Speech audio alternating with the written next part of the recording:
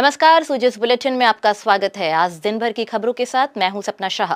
सबसे पहले एक नजर आज की हेडलाइंस पर।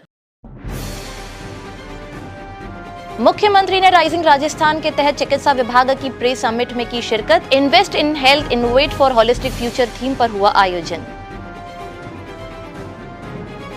मुख्यमंत्री ने बच्चों और प्रदेशवासियों को दी बाल दिवस की शुभकामनाएं। कहा, बच्चे विकसित भारत के आधार स्तंभ। और 7 विधानसभा क्षेत्रों में हुआ 69.29% मतदान। खिंवसर में सर्वाधिक 75.62% हुआ मतदान। मुख्यमंत्री श्री भजनलाल शर्मा की अध्यक्षता में राइजिंग राजस्थान समिट के तहत आज होटल आईटीसी राजपुताना में स्वास्थ्य सेवा, फार्मा और मेडिकल डिवाइस निर्माण में निवेश को प्रोत्साहित करने के उद्देश्य से चिकित्सा और स्वास्थ्य विभाग की प्री समिट का आयोजन किया गया। इस समिट में चिकित्सा एवं स्वास्थ्य मंत्री श्री गजेंद्र सिंह खिंवसर और स्वास्थ्य क्षेत्र से जुड़े कई उद्यमी, निवेशक और अधिकारीगण सम्मिलित हुए। Invest in health, innovate for holistic future theme पर आयोजित इस प्री समिट में हेल्थ सेक्टर में संभावनाओं और निवेश के अवसरों पर फोकस किया गया। इस दौरान कई एमओयूओ पर हस्ताक्षर भी किए गए, जिससे राज्य में हेल्थ केयर, फार्मा और मेडिकल डिवाइस के क्षेत्रों में निवेश को प्रोत्साहन मिलेगा। कार्यक्रम को संबोधित करते हुए मुख्यमंत्री ने कहा कि राजस्थान हेल्थ सेक्टर में निवेशकों के लिए एक प्रमुख डेस्टिनेशन बनने की दिशा में प्रयासरत है। आज चिकित्सा एवं स्वास्थ्य विभाग द्वारा आयोजित rising Rajasthan global investment meet में आप सभी का स्वागत है, अभिनंदन है। मुझे बेहद खुशी जताते हुए हमने निवेश के क्षेत्र में महत्वपूर्ण उपलब्धियां हासिल की हैं। हम अभी तक इस समिट के लिए 18 लाख करोड़ रुपए से अधिक के एमओयू हस्ताक्षर कर चुके हैं। यह प्रसन्नता की बात है कि स्वास्थ्य क्षेत्र में निवेश के प्रति निवेशकों ने काफी रुचि दिखाई है। और मैं इसलिए कह सकता हूं कि जहां भी हम गए हैं वहां हमने देखा है, और किसी क्षेत्र में नहीं, लेकिन स्वास्थ्य के क्षेत्र में सभी उन कंट्रियों से मांग मिली और वो आने के लिए भी तैयार हैं और हमारे साथ साझा रूप से वो काम करने को तैयार हैं। इसलिए मुझे खुशी उसमें होती है।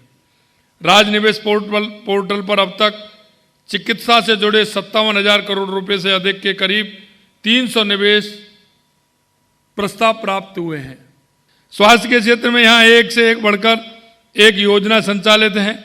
यूनिवर्सल हेल्थ कवरेज की दिशा में राजस्थान मिसाल बनकर उभरा है। प्रदेश में करीब 88% आबादी स्वास्थ्य बीमा से कवर है, जो देश भर में सर्वाधिक है। प्रदेश में स्वास्थ्य सेवाओं को मजबूत बनाने के लिए मिशन मोड में काम किया जा रहा है। हमने इसके लिए इस वित्तीय वर्ष में करीब 28,000 करोड़ का बजट स्वास्थ्य क्षेत्र को समर्पित किया है, जो कुल बजट का 8.26%। ये अब तक का सर्वाधिक बजट प्रावधान है। मुख्यमंत्री श्री भजनलाल शर्मा ने आज अपने कोटा प्रवास के दौरान सर्किट हाउस में आयोजित जन सुनवाई कार्यक्रम में देवतुल्य जनता से स्नेहपूर्ण भेंट की। इस दौरान मुख्यमंत्री ने सभी की समस्याओं को गंभीरता पूर्वक सुना और उनके त्वरित निवारण के लिए संबंधित अधिकारियों को उचित दिशा निर्देश दिए। मुख्यमंत्री श्री भजनलाल शर्मा ने प्रदेशवासियों को बाल दिवस की शुभकामनाएं दी हैं। मुख्यमंत्री ने कहा कि बच्चे विकसित भारत के आधार स्तंभ हैं। इस अवसर पर मैं प्यारे बच्चों और समस्त प्रदेशवासियों को बाल दिवस की हार्दिक शुभकामनाएं देता हूं। मौसम का है मेहमान तू, ओ दुनिया सजी तेरे लिए, खुद को जरा पहचान तू। तू धूप है झम से बिखर, तू है नदी बेखबर, बह चल कहीं उड़ चल कहीं, दिल खुश जहां तेरी तो मंजिल है वही।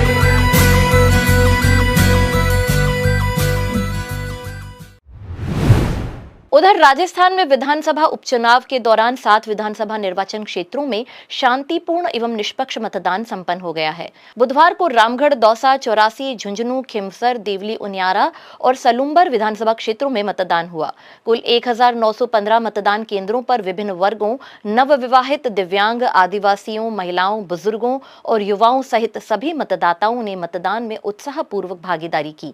मुख्य निर्वाचन अधिकारी श्री नवीन महाजन ने बताया कि 7 विधानसभा क्षेत्रों में मतदान की समाप्ति के समय संभावित मतदान का प्रतिशत 69.29 दर्ज किया गया। उन्होंने बताया कि शाम 6 बजे के बाद भी कुछ मतदान केंद्रों पर मतदाताओं की कतारें लगी हुई थीं।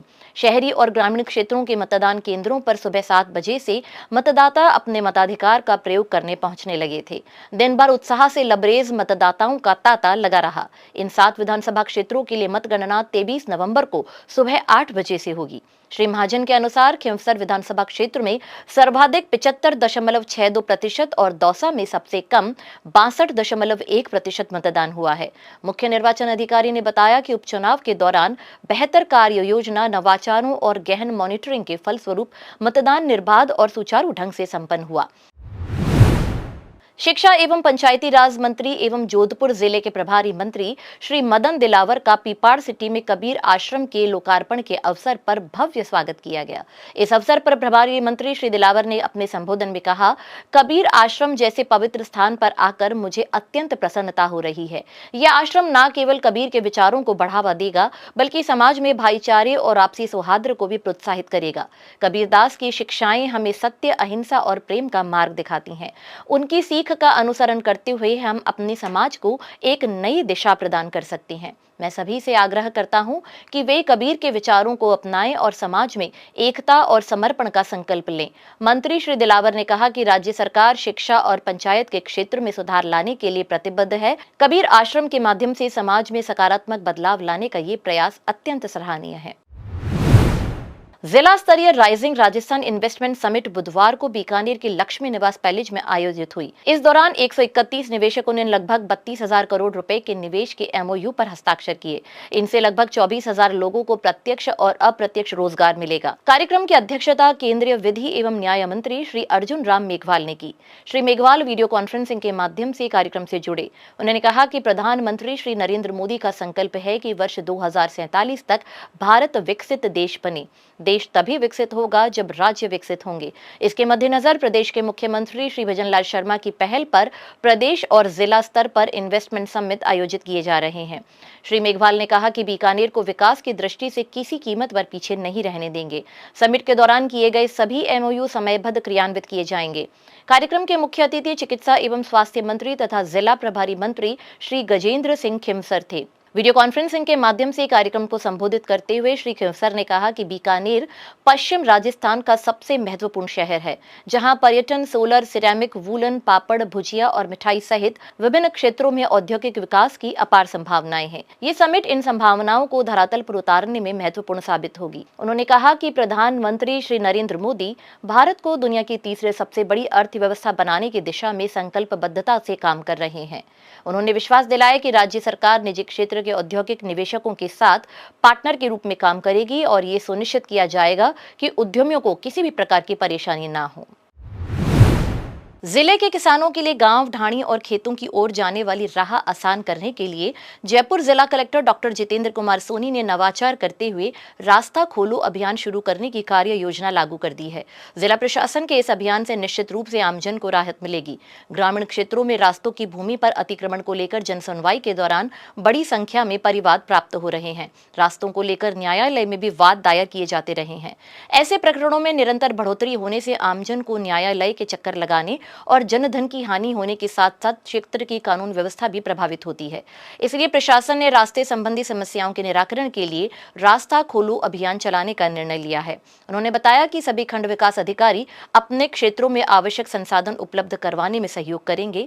उपखंड अधिकारी सप्ताह में एक बार तहसीलदार, थानाधिकारी, विकास अधिकारी के साथ रास्तों से संबंधित प्रकरणों की समीक्षा करेंगे और खोले जाने वाले रास्तों का चिन्हीकरण कर सप्ताह में कम से कम 3 रास्तों की समस्याओं का समाधान करेंगे। तो दीजिए हमें इजाजत। आज के बुलेटिन में इतना ही। फिर होगी आपसे मुलाकात। तब तक के लिए नमस्कार।